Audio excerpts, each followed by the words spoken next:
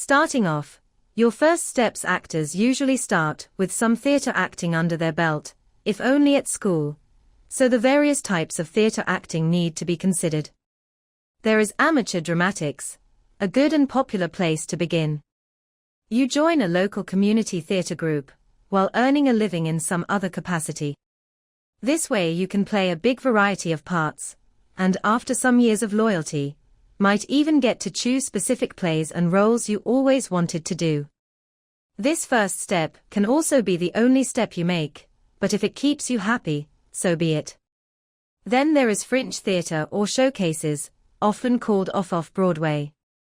This is usually unpaid work, or profit share, and is stuffed with actors keen to gain experience in anything or simply to tread the boards and keep the brain cells working. There will always be unpaid projects you can apply for, so you need to consider what the payoff is going to be. Many casting directors will use such productions to get to know actors and their work, but beware. They will cast you only in a role that they have seen you do, so if the unpaid part you are offered is not the type you are likely to be up for as far as screen work is concerned, then doing this role will not help.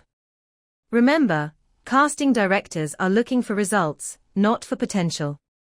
At the very least, make efforts to ensure that some of the monies end up in the actors' pockets. If anyone connected with the show is to receive any money, then make sure you at least get your bus fare. Actors putting up with terrible financial conditions leads to future actors being similarly exploited. Your silence gives consent, and we don't want to go back to the days when actors paid to be in shows, do we? Then there is the professional theatre, where somebody pays you to act. This is all very lovely, but what are they paying for? Probably not so much for your versatility, as for your speciality. This can be anything from authenticity in a certain accent or dialect, a sporting capability, a musical or physical skill of some sort, or simply the way you look.